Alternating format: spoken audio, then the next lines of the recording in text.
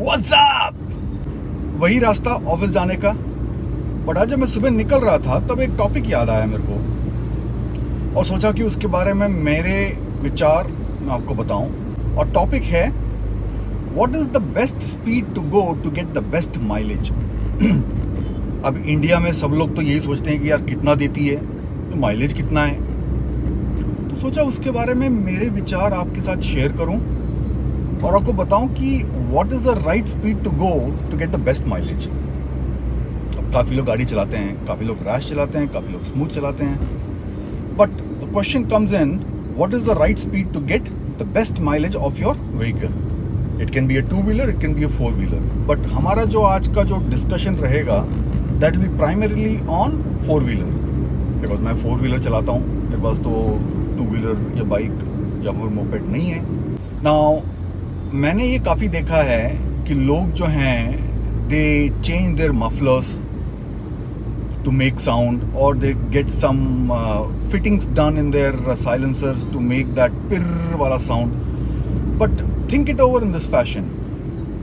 Companies have spent a lot of money in doing the R&D to figure out what is the best type of silencer for an engine with the size and the best means of getting those exhausts out of the engine as fast as possible. तो इसीलिए जितनी भी नई गाड़ियाँ रहती हैं वो काफ़ी स्मूथ रहती हैं, स्पेशली पेट्रोल, आजकल तो डीजल भी काफ़ी स्मूथ रहती है।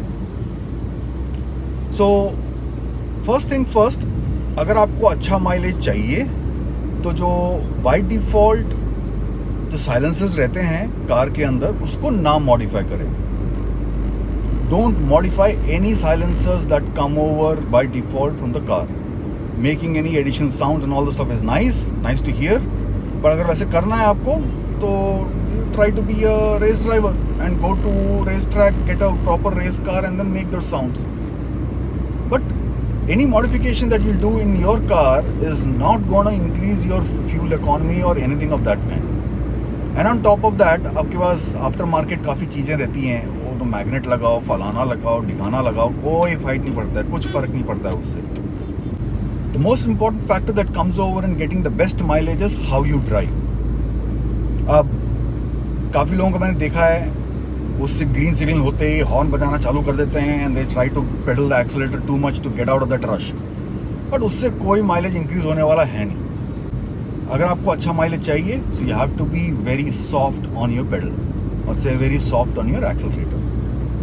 Now the question comes in, what's the sweet spot and what speed should you go to get the best mileage? Normally Indian cars में जब आप ट्रैवल कर रहे हैं, कोई भी इंडियन कार ले लीजिए, 60 to 80 kilometers per hour is the right speed to get the best mileage. Now the question comes over, why? Why is it so that 60 to 80 kilometers per hour will give you the best mileage?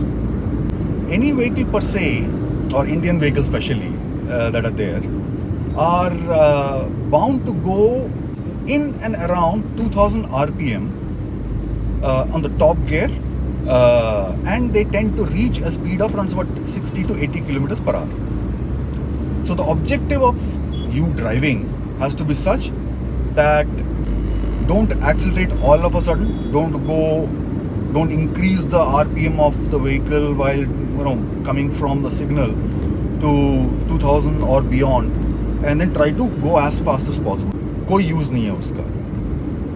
So what you need to do is accelerate slowly. यहाँ कोई हम लोग drag race तो कर नहीं रहे हैं city के अंदर, सिग्नल से कितना फास्ट चले जाओगे, आगे जाके फिर अटक जाना है।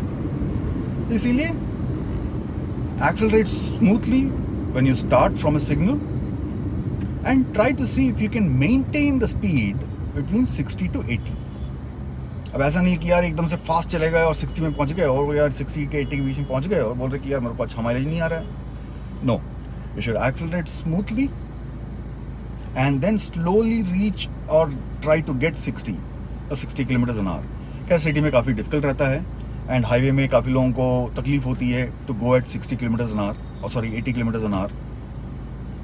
तो people tend to go at around 90, 100, 110। काफ़ी लोगों को मैंने देखा भी है कि they cross 100 also and they से कि यार मेरे को मज़ा नहीं आता है ड्राइव करने में। यार मज़ा is one thing, safety is one thing and mileage is one thing. You got to be careful that you don't drive too rash, drive too fast. And एक और calculation ये है कि every 10 kilometers per hour more that you go beyond 80 reduces your mileage by 1 kilometer per liter. बोले तो अगर आप 80 kilometre per hour की स्पीड में जा रहे हैं और आपका माइलेज करीब से 12 है, तो 90 में जाएंगे आप तो 11 हो जाएगा, 100 में जाएंगे 10 हो जाएगा, and so on and so fourth. Indian vehicles are designed such that they give the maximum fuel economy at the speed between 60 to 80 kilometre an hour. खैर हाईवे में आजकल तो इंडियन हाईवेज काफ़ी अच्छी हो गई हैं. The number of deltas that come over on road have reduced, like गाय भैंस, साइकिल वाले आदमी, रॉन्ग साइड में आने वाले, खैर अभी भी हैं काफ़ी, but it is reduced quite a lot. So you can cruise at around about 80 or 90 or even 100.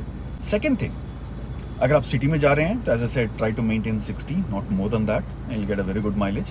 अगर आप हाईवे में हैं तो try to maintain 80 plus minus 90 maximum. I never touch 100 because roads are very undulated, smooth नहीं रहते हैं, और ऐसे जाना पड़ता है अगर आप 100-110 में जाते हैं. तो ट्राई करा था एक बार 110 में जाने के लिए, but the drive was very uncomfortable. It was undulated, very bumpy ride. तो मैंने बोला कि यार there is no point trying to have a good vehicle and then going at a speed which is making your good vehicle also feel very uncomfortable. तो मज़ा नहीं है. I would want to relax my drive, I would want to enjoy my drive rather than going fast. Anyways, coming back to the highway driving and all the stuff. So what my recommendation is that you drive at around about 90, 95, not more than that, and then put it in cruise control.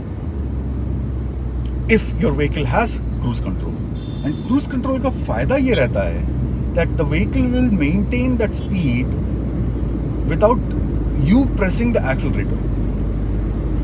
So अगर आप 80 में या 85 में cruise control लगाते हैं, the vehicle will continue to maintain that speed. But there's a caveat when that comes over when you're trying to put your vehicle on cruise control. अब ये नहीं होना चाहिए कि आप हिल अप में जा रहे हैं और cruise control लगा दिया, then goes unsaid is going to eat a lot of petrol because cruise control will try to maintain that speed irrespective of what kind of a road that you're in. तो अगर आप हिल up में जा रहे हैं, then I would prefer not to put a cruise control. Hill down में जा रहे हैं तो goes unsaid cruise control is again not a good option, because you would need to maintain the speed by changing the gear to a lower gears.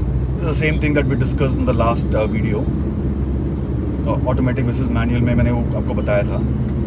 But अगर आप plane रास्ते में हैं, 90% of all the driving that we do in Indian terrains is going to be a smooth plain road. काफ़ी कम जगह आपको hills आएंगी, maybe 5 or 10% of your total journey.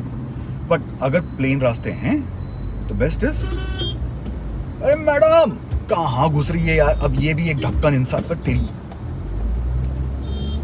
बीच में जगह दिखी नहीं कि घुस गए यार.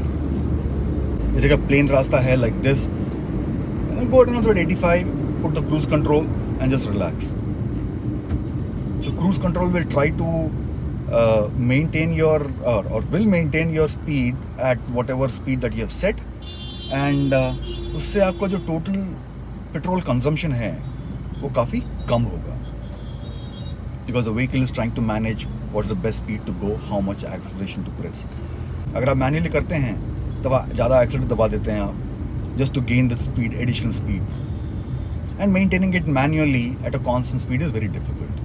हाईवे में अगर जा रहे हैं आप तो क्रूज कंट्रोल लगाइए, maintain at around 85 and you'll definitely get a very good mileage.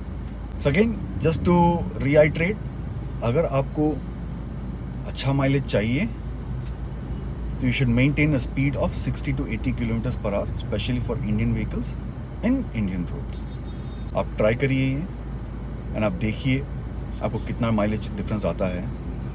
अगर आप रेगुलरली फॉलो कर रहे हैं मेरे वीडियोस तो ऐसे 1-2 टिप्स मैं देता रहता हूँ, इसके ऊपर डिस्कशन करता रहता हूँ. अगर आपको माइलेज इंक्रीज़ होता है तब डेफिनेटली कमेंट्स में डालिए कितना माइलेज इंक्रीज़ हुआ. And again don't forget to like and subscribe my channel. Bye bye.